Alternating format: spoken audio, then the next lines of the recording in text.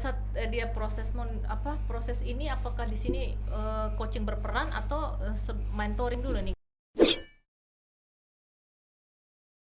Halo teman-teman dimanapun Anda berada, jumpa lagi dengan saya Melani dalam dunia leadership coaching yang membahas tentang coaching dan leadership. Oke teman-teman, kali ini kita mau bahas topik mengenai coaching yang berhubungan dengan penjualan. Apakah coaching bisa meningkatkan penjualan? Menarik ya teman-teman ya, kita pengen tahu nih. Oke teman-teman, sebelum kita simak lebih jauh, yuk kita lihat yang melihat berikut ini ya. Sebelum Anda lanjut nonton video ini, silakan Anda subscribe, like, dan share kepada teman-teman Anda sehingga channel ini bisa bertumbuh. Saat dia proses ini apakah di sini coaching berperan atau mentoring dulu nih? Ya itu tadi berbalik kebutuhannya ya. Semua terkait dengan improve proses goal ya. Tapi caranya bisa dengan cara training, bisa dengan cara mentoring, bisa cara dengan coaching, tergantung nih. Ya kalau dia memang sudah melakukannya, sudah punya ilmu basic ilmunya, skillnya, dia sudah ini di coaching aja cukup dengan cara coaching. Tapi kalau memang dia perlunya diajarin, perlunya di mentor ya gitu. Ya itu perlu di mentor atau di training gitu ya untuk mencapai target-target itu. Nah dari mana nanti nih si leader tahu dia kapan dia harus di training, kapan dia harus di mentoring?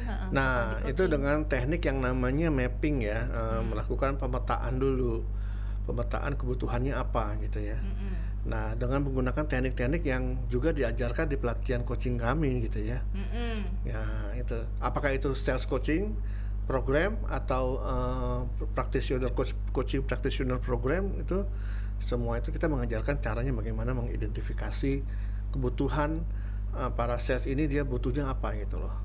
Jadi setiap masalah itu tidak hanya bisa diselesaikan dengan training talk gitu ya, atau training motivasi gitu misalnya. Iya motivasi, ya kan? Sales sudah selesai, udah hilang gitu. bubar. Ya kan, ya harapnya seperti itu kan. Udah dimotivasi, besoknya harus ya mungkin mengalami peningkatan aktivitas, tapi bisa jadi ntar dingin lagi gitu ya. Nah, karena akar masalahnya belum teradres gitu, belum diperbaiki gitu. Berarti nyari ke akar masalahnya dulu. Betul. Juga gitu ya. Oke. Kak Adit, apa ada contoh spesifik nih Kak Adit nih, kalau yang tadi tuh kapan seseorang terutama tim salesnya nih butuh di mentoring, kapan dia butuh di training, kapan dia butuh di coaching? Apakah pernah ada Kak Adit pernah mendapatkan satu case gitu, atau pernah mendapatkan ada contoh-contoh gitu Kak Adit? Banyak kalau contoh ya, tapi mungkin karena kode etik kerahasiaan saya tidak menyebut orangnya siapa gitu, perusahaannya siapa gitu ya. Kalau perusahaan sebut perusahaan nanti bisa jadi endorse kita. Bisa. Ya. Jangan juga sih.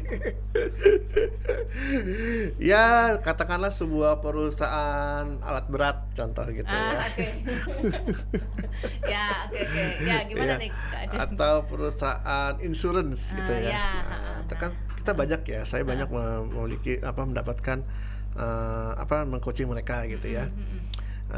Baik itu coaching level salesnya sampai ke leadernya gitu. Leadernya pun saya coach gitu ya.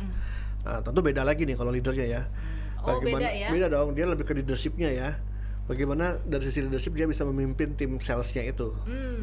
Itu kan, itu coachingnya seperti itu. Tapi kalau untuk tim salesnya yang benar-benar yang mereka harus jualan, ya tentu yang di coaching adalah penjualannya gitu kan. Gitu. Jadi banyak case-nya ya gitu yang saya lakukan ya kepada mereka.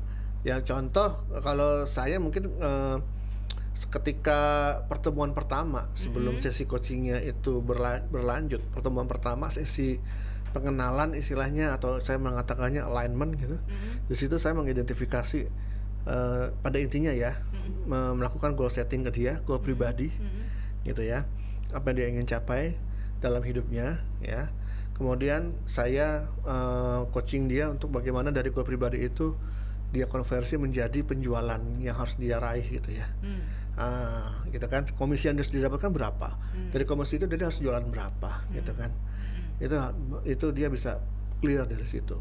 Nah dari situ juga baru saya biasanya mengidentifikasi needs yang dia butuhkan, apa resources yang dia butuhkan, sumber daya yang dia butuhkan apa agar dia bisa mencapai target-target itu, sumber daya yang sudah dia miliki dan yang belum. Terutama internal ya, sumber daya internal.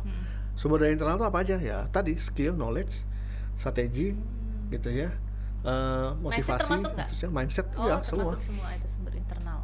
Jadi dari situ saya bisa tahu bahwa dia mungkin dia butuh skill ini, tapi dia juga perlu dikembangkan dari sisi mindset ini. Jadi jadi jelas gitu loh petanya, kebutuhannya gitu. Oke, nah teman-teman itu contohnya tadi ya. Dan apakah dari pengalaman Kak Adit selama ini, apakah ada yang penjualannya terjadi peningkatan atau gimana nih Kak Adit? Dari beberapa ini ya, yang pengalaman Kak Adit sendiri gitu yang sudah melakukan coaching ke tim sales tuh? Kalau ditanya mengalami peningkatan ada gitu. 100% sales yang saya coaching meningkatan gitu. Wah, keren ya teman-teman. 100%. Artinya bukan selama 3 bulan di coach itu akhirnya dia biasa sama aja gitu, nggak pernah ada sih gitu ya. Oh, berarti dalam proses 3 bulan ini ya Kak Adit ya? Contoh ya, kalau istilah coachingnya itu program 3 bulan pasti ada peningkatan gitu loh. Peningkatan yang memang terjadi karena coaching gitu loh. Jadi ya memang coaching memang ini ya bermanfaat gitu ya. Iya. Dan peningkatan ini apakah begitu selesai di coaching, saya baru seminggu di coaching udah kelihatan? Oh enggak ya, itu kira-kira berapa lama ya prosesnya nih Kak Adit? Saat sesi coachingnya aja kan 2 minggu sekali kan, kalau seminggu kan baru di coaching sekali gitu kan, belum tahu hasilnya ya, jadi harus berkesinambungan. Kenapa harus 2 minggu ya Kak Adit ya? Ya supaya dia ada waktu untuk mengerjakannya gitu kan, untuk ke lapangannya gitu ya. Terus dia juga bisa menganalisa sendiri apa yang harus diperbaiki, kemudian nanti di coaching lagi gitu dan seterusnya. Kalau ya setiap seminggu sekali bisa aja sih, cuman kalau menurut saya terlalu cepat gitu ya, karena dia juga belum semuanya, apalagi kalau saya nih biasanya meng-coaching sales yang memang tuh tipe produk yang dijual itu tipe produk yang butuhnya tuh proses yang lama gitu ya. Lama ini dalam artinya gimana? Bagaimana dia menjalankan sales cycle-nya gitu. Dari mulai dia mencari leads-nya, prospek, sampai mengkonversinya menjadi customer itu prosesnya lama. Ya tidak seperti jualan sembako atau jualan apa gitu ya. Iya. Berarti ini mahal kali ya dari sisi produk harganya. Iya, dari sisi produknya mungkin mahal, sangat spesifik marketnya gitu. Jadi benar-benar prosesnya konsultatif gitu ya. Nah itu kan perlu proses yang lama gitu, gak mungkin seminggu dia belum ngapa-ngapain baru ini ya, baru cuman memetakan customernya dulu kebutuhannya apa gitu, dia belum sampai ke tahap menawarkan produk gitu, baru dia masih memetakan kebutuhan customernya, mengenal customernya gitu ya. Baru seperti itu ya, dia butuhnya apa gitu loh. Nah proses berikutnya lagi panjang lagi gitu. Nah tapi dalam proses itu bagaimana supaya menjaga skillnya tetap dilakukan, dijalankan, mindsetnya tetap positif misalnya, itu kan dengan cara coaching. Oke, berarti selama 2 minggu atau seminggu sekali tadi ya, seperti yang Kak Adit bilang gitu ya, tetap dipantau gitu ya progresnya. Betul. Nah Kak Adit, kalau misalnya ngomong-ngomong soal goal nih, apakah kemungkinan ada ya Kak Adit kalau seorang sales dia mempunyai lebih dari 1 goal? Maksudnya goal apanya dulu? Goal, jadi tadi Kak Adit ngomong di awal, prosesnya itu kan untuk sampai ke targetnya dia. Berarti kan kita melakukan ini ya, tahu dulu goalnya dia apa gitu kan ya. Nah apakah goalnya ini hanya 1 aja atau boleh lebih dari 1? Kalau mereka misalnya goalnya untuk mencapai target akhir tahun, misalnya dia kan udah dapat target nih Kak Adit, coach ini si sales dapat target. Oke, kamu targetnya segini. Nah, kan kemudian masuk ke proses coachingnya. Nah, nanti dari proses coaching kan kita mau tahu dulu goalnya apa gitu kan ya Kak Adit ya. Nah, apakah kalau nanti si sales bilang, oh saya goalnya ini. Nah, itu gimana? Bagaimana kita bisa menentukan mana goal yang tepat yang bisa sesuai dengan apa yang ditargetkan sama perusahaan? Kalau goal utama sih biasanya satu lah ya gitu. Karena memang goal utama dia adalah revenue kan, omset. Ya itulah goalnya gitu ya. Yang mungkin banyak itu adalah goal prosesnya tadi gitu kan. Goal prosesnya misalnya sebulan, setiap hari dia harus menelpon 10. Kemudian proses berikutnya lagi dia harus bikin janji temu berapa, harus melakukan presentasi, harus menjalani apa lagi lah itu ya. Itu goal-goal itu menjadi goal proses. Berarti sebagai leader dia harus tahu mana goal utama, mana goal proses. Betul. oke. Iya. Jangan sampai atasannya hanya ngomel-ngomelin dia karena omsetnya nggak tercapai, goal utamanya, tapi dia tidak memperhatikan bagaimana mengimprove timnya itu melalui pencapaian goal prosesnya gitu.